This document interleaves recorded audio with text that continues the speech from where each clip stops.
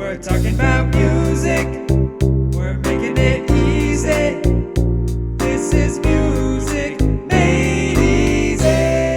Hello, my name is Ryan Kazda. And my name is Atharva Iyer. And this is Music Made Easy. What are we talking about today, Atharva? So today's episode is going to be about sound production and tone. Sound production and tone. Two very important concepts, maybe even the most important concepts we've discussed, because this is what the audience or whoever is listening to you is actually hearing when you play your instrument.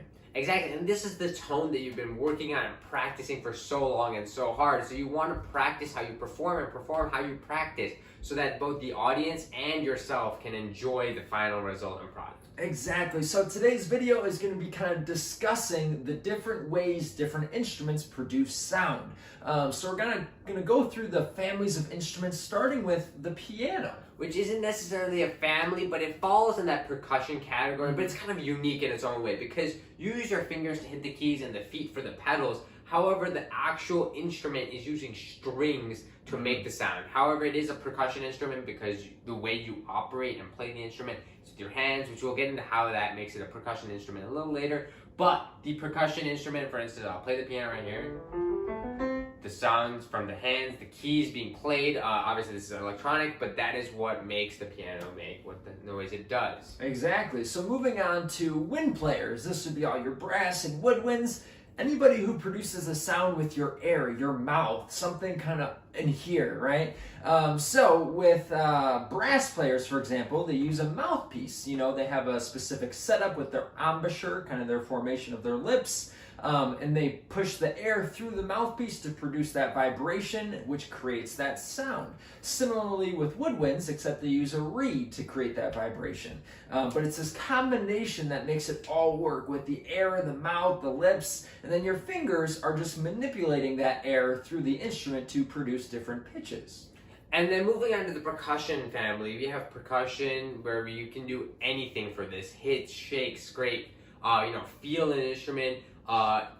Percussion is very physical. That's how you can think of it, like percussion, physical. And another way to think about it, even clapping, snapping, that's all percussive elements and percussion in general. Exactly. Kind of moving on to strings. Strings create it in a very different way. Well, they have strings on their instrument and they use what's called bows. They have a specific bowing technique, up bows and down bows, to produce the sound. And the sound just happens from the bow sliding across the strings.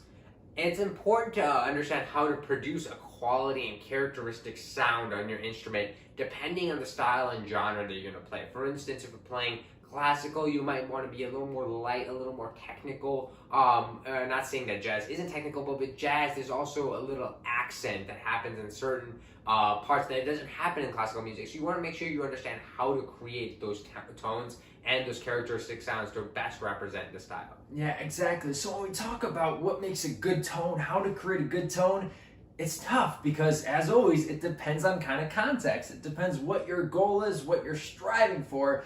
But no matter what, you still want a quality, clear sound. Notice, even when we're speaking, we want a good tone when we speak, right? Mm-hmm. You don't want your words all mumbled up. You want to be heard, and you want to be resonant with your voice. The same applies when you're playing your instrument. And even when you're listening to different artists, you might notice that these people have certain tones or sounds that you might want to emulate yourself. For instance, in jazz, I know transcribing is a huge part of jazz. And when you're transcribing someone's solo, you don't want it to be like, okay, I got the notes down, but I'm going to play it in my own way and my own sound. You want to play it in the style or the way they played it to get those characteristics to pop more. Yeah, exactly. And Atharva brought up a good point of kind of listening. When you listen, you'll identify different artists, even if they're instrumentalists, because of their tone. You'll notice, wow, that sounds like so-and-so, that sounds like so-and-so, even if they're not even using their real voice, just because you recognize the color of their sound, the way they play certain notes.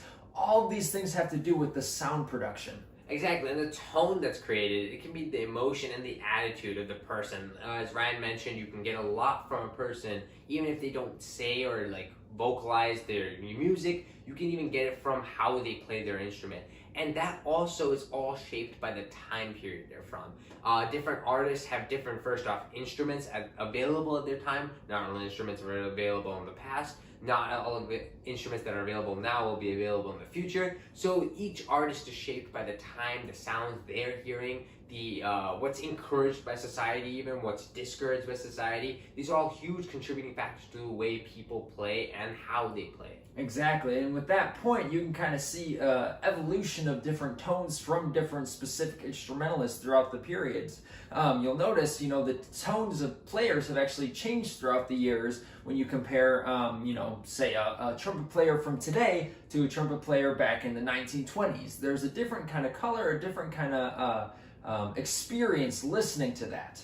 Exactly, and finally, a point to make, there's no wrong tone. It may not be appropriate to play a certain tone in a certain setting, but it doesn't make it entirely and completely wrong. You should work on, articulating yourself in the style and the genre that you want to play in. If it's classical, if it's jazz, if it's rock, if it's pop, whatever the case may be, you want to focus on creating that, but feel free to use different styles and different tones in different genres. It doesn't make it wrong, may not be appropriate all the time, but it also helps experimenting and creating your own style, and it helps with your own voice and tone as well.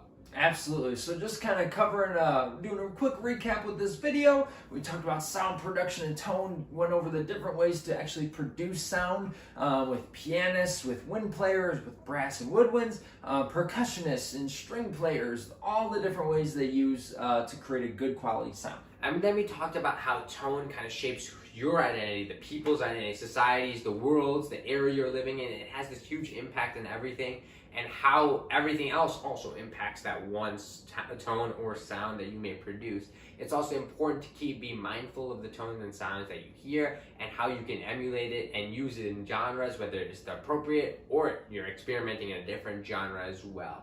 As usual, guys, if you guys have any questions, please leave them down in the comment section below. Thank you guys so much. As usual, please like and subscribe. All right, bye. Thank you. Bye. Thank you, guys. We're talking about music.